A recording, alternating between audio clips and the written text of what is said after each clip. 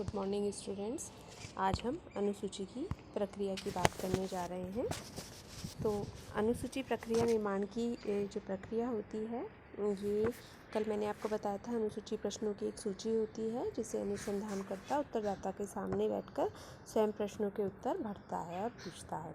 तो इस प्रकार अनुसूची का अवलोकन और साक्षात्कार का समूह भी कहा गया है, क्योंकि अनुसूची के द्वारा अनुसंधानकर्ता न केवल प्रश्नों के उत्तर प्राप्त करता है अपितु अनुसंधान के अंतर्गत वह अवलोकन भी करता है और एक तरह से साक्षात्कार भी होता है। इसलिए अनुसूची का प्रश्नावली अवलोकन का समूह, साक्षात्कार का समूह भी माना गया है। आज हम बात करते हैं अनुसूची किस प्रकार निर्मित की जाती है, अनुसूची के निर्माण की प्रक्रिया। तो अनुसूची के निर्माण की प्रक्रिया में फर्स्ट चरण आता है। सबसे पहले अनुसूची के निर्माण से संबंधित सभी पक्षों पर विचार किया जाता है।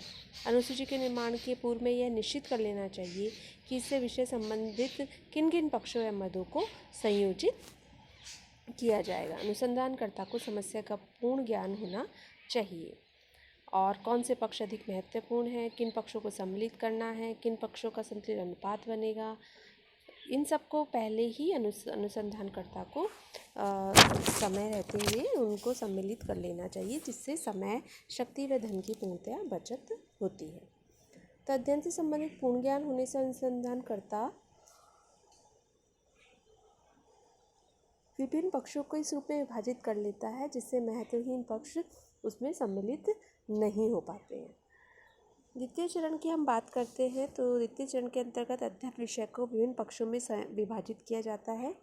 साथ ही यह भी निश्चित किया जाता है कि प्रत्येक भाग के संबंध में सभी विषय स्पष्ट हों।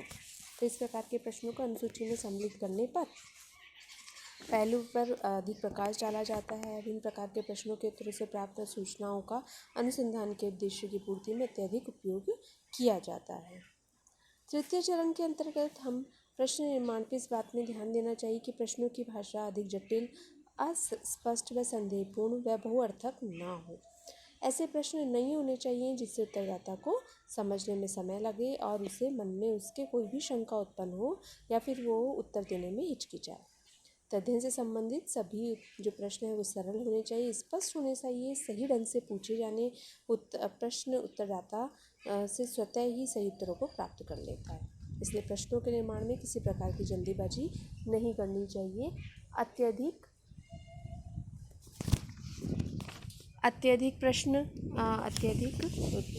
उत्तर प्रश्नों का निर्माण होना चाहिए। इसी प्रकार चतुर्थ चरण की हम बात करते हैं तो इन प्रश्नों को क्रमबद्ध रूप से लगाया जाना चाहिए। प्रश्नों को क्रम लगाने से उत्तरों के माध्यम से तथ्यों की प्राप्ति उसी क्रम में होती है जिस क्रम में तथ्यों की व्याख्या विश्लेषण होता है। इस प्रकार क्रम से लगे प्रश्नों के द्वारा उत्तरदाता से भी उत्तर शीघ्रता से मिल जाते हैं। प्रश्नों का क्रम यदि सरल से जटिल की ओर होता है तो उत्तरदाता प्रारंभ में सरल प्रश्नों का उत्तर देकर मानसिक रूप से जटिल प्रश्नों के लिए तैयार कर पाता है। कठिन प्रश्नों के उत्तर के बिना धारणा देना होता है। इससे अध्ययन विषय में रुचि लेने लगता है और सही उत्तर उसे मिल जाते हैं। इसी प्रकार प्रश्नों को क्रम में लगाते समय इस बात का भी ध्यान रखना चाहिए कि कोई भी प्रश्न गलत सम्मिलित नहीं हो गया हो। एवं अंतिम चरण में इस स्तर पर अनुसूची की वैधता की परीक्षा की जाती है। जिस उद्देश्य के लिए प्रश्नों का निर्माण किया गया है उन प्रश्नों के लिए वास्तव में यदि उस उद्देश्य की पूर्ति हो जाती है तो अनुसूची वैध कहलाती है। इसी प्रकार सही उत्तर इस कठिनाई के निराकरण के लिए अनुसूची को अंतिम रूप से पूर्व में कुछ प्रश्नों के उत्तर निर्माण कर लेने चाहिए। तो इस प्रकार अनुसूची के निर्माण की प्रक्रिया के अंतर्गत चरण होते हैं। अब अनुसूची के हम भौतिक स्वरूप की बात करते हैं।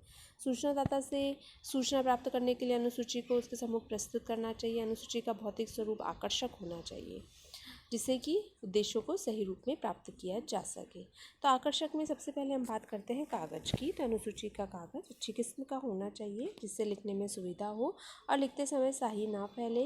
सुंदर लेख होना चाहिए जिसे कि सही ढंग से पढ़ा जा सके। अनुसूची का आकार ना बहुत छोटा होना चाहिए ना ही बहुत बड़ा होना चाहिए, उसमें असुविधा नहीं होनी चाहिए। प्राय अनुसूची का प्रमाणिक 8x11 माना जाता है। इसी प्रकार जगह छोड़ने की बात करी जाए तो अनुसूची में के अंतर्गत जगह छोड़नी चाहिए, हमें साइड में जगह छोड़नी चाहिए जिससे कि स्पष्ट लगे पर्याप्त जगह छोड़नी चाहिए और यह जगह 1/5 का हाशिया अवश्य छोड़ना चाहिए। इससे अनुसूची आकर्षक भी लगेगी और कोई टिप्पणी लिखने में भी सुविधा होगी। इसी प्रकार यदि हम छपाई की बात करते हैं तो छपाई स्पष्ट होनी चाहिए। धन अभाव के कारण साइक्लोस्टोन भी किया जा सकता है, लेकिन उसमें भी सफाई का विशेष ध्यान देना चाहिए। चित्रों का उपयोग प्रश्नों का अधिक आकर्षक व बोधगम्य बनाने के लिए कभी कभी प्रश्नों के साथ चित्रों का भी उपयोग किया जाता है, जो कि अधिक स्पष्ट होता है। अब हम बात करते हैं अनुसूची की अंतर्वस्तु की। तो प्रारंभिक सूचनाएं अनुसूची में सामान्य जानकारी में अध्ययन का विषय, अध्ययन का नाम, अध्ययन से संबंधित संगठन का नाम, क्रम संख्या, सूचनादाता का नाम, आयु, लिंग, व्यवसाय, शिक्षा, जाति, साक्षात्कार, समय आदि की जानकारी होना चाहिए। इसी प्रकार मुख्य प्रश्न व सारणियाँ बात करें तो इस भाग में अनुसूची के विषय से संबंधित विभिन्न प्रश्न व सारणियाँ होती हैं, जिन्हें उत्तरदाता से पूछकर अनुसंधानकर्ता को भरता है। ये प्रश्न व सारणियाँ उन तथ्यों के संकलन में सहायक होती है जिनकी सहायता से हम प्राकल्पना की जांच कर रहे हैं। इस प्रकार अनुसूची के निर्देशन के लिए अनुसंधानकर्ता के निर्देश होने चाहिए, जिनकी सहायता से यथार्थ तथ्यों का संकलन किया जा सके। नेक्स्ट हम बात करते हैं अनुसूची के प्रश्न। तो अनुसूची के प्रश्न मुक्त प्रश्न होने चाहिए। इस प्रकार के प्रश्नों की विशेषता यह है कि इसमें उत्तरदाता को किसी भी प्रकार से अपने मत को व्यक्त करने की स्वतंत्रता होती है। उसी प्रकार इन प्रश्नों में भाषा संबंधित कोई समानता नहीं होती है। उत्तरदाता से सुझाव मांगने के लिए ऐसे प्रश्नों का उपयोग किया जाता है, जैसे भारत में अंतर्जातीय विवाह को अच्छा क्यों नहीं माना जाता, जाति प्रथा की प्राप्ति का क्या कारण है। इसी प्रकार संयोजी प्रश्नों के संभावित उत्तरों को एक क्रम में प्रश्न के सामने ही लिख देते हैं। उत्तरदाता को इन्हीं में से एक उत्तर को चुनना होता है। इन संयोजी प्रश्नों का उत्तर एक वाक्यांश अनिश्चित संख्या में होता है। इन प्रश्नों का सारणीकरण, वर्गीकरण एवं सारणीयन सरलता से होता है। जैसे आपके परिवार में कितने सदस्य शिक्षित हैं, 1 हैं, 2 या 3 हैं या 4 हैं, तो उन प्रश्नों को उत्तर मांग कर सकते हैं। इसी प्रकार दोहरे प्रश्न होने चाहिए। इन प्रश्नों के 2 संभावित उत्तर हो सकते हैं। उत्तरदाता किसी एक उत्तर से सहमत होता है, उसी को वह सही मानकर शेष को काट देता है। इनमें एक प्रश्नों का उत्तर सकारात्मक और दूसरा नकारात्मक होता है। तो इस प्रकार इसमें जैसे क्या आप धूम्रपान को कैसे समझते हैं, अच्छा या बुरा, आप दहेज प्रथा को कैसा मानते हैं, क्या आप सह शिक्षा के पक्ष में हैं। इस प्रकार बहुवैकल्पिक प्रश्न भी इसमें होने चाहिए। बहुवैकल्पिक प्रश्नों को हम कैफेटेरिया भी कहते हैं। इस प्रकार के प्रश्नों में कई संभावित उत्तर प्राप्त होते हैं, इसलिए वैकल्पिक प्रश्नों के संभावित उत्तरों को सावधानीपूर्ण लिखा जाता है। इस प्रकार से इसी प्रकार इसमें निर्देशक प्रश्न होते हैं। इन प्रश्नों में उत्तरदाता से किसी निश्चित उत्तर प्रदान करने के लिए संकेत किया जाता है। ये प्रश्न पक्षपात को प्रोत्साहन कर देते हैं। ऐसे प्रश्नों से हमें बचना चाहिए। इसी प्रकार नेक्स्ट हम बात करते हैं संदिग्ध प्रश्न की। इस प्रकार के प्रश्नों से उत्तरदाता के मन में अनेक प्रकार के संदेह उत्पन्न हो जाते हैं और वह सही उत्तर को खोजने में लग जाता है। जैसे आपकी आयु क्या है, सही उम्र बताइए। इससे उत्तरदाता स्पष्ट रूप से नहीं समझ पाता, अनुमान में देर हो जाती है।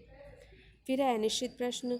ऐसे प्रश्न जिनका कोई उत्तर नहीं प्राप्त हो, ऐसे प्रश्न अनिश्चित प्रश्न कहलाते हैं। फिर होते हैं श्रेणीबद्ध प्रश्न। जब उत्तरदाता को किसी प्रकार के प्रश्नों के संभावित उत्तर क्रम में लिखना होता है तो उसे हम श्रेणीबद्ध प्रश्न कहते हैं।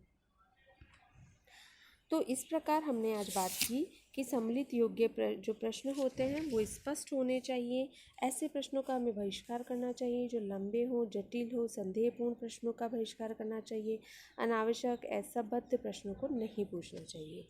इसी प्रकार अस्पष्ट, अनिर्दिष्ट, निर्देशक प्रश्नों को अनुसूची में सम्मिलित नहीं करना चाहिए। बहुअर्थक प्रश्नों को भी सम्मिलित नहीं करना चाहिए। उत्तरदाता को उलझ में डालने के लिए प्रश्नों को नहीं पूछा जाना चाहिए। यथासंभव विचार संबंधी प्रश्न नहीं पूछे जाने चाहिए। सूचनादाता से गोपनीयता से संबंधित प्रश्न भी हमें नहीं पूछने चाहिए, क्योंकि गोपनीयता के विषय में कोई भी उत्तर नहीं दे पाता है ढंग से। यदि कोई सूचना अन्य निर्भरयोगी साधन से मिल सकती है तो उससे संबंधित प्रश्नों को भी हमें नहीं पूछना चाहिए। कम से कम ऐसे प्रश्न उत्तर देने चाहिए जिन देने में कम से कम लिखना पड़े, अर्थात व्याख्यात्मक उत्तर वाले प्रश्न हमें नहीं होने चाहिए। व्यक्तिगत जीवन से संबंधित प्रश्न भी नहीं होने चाहिए जिसमें पक्षपात आ जाए।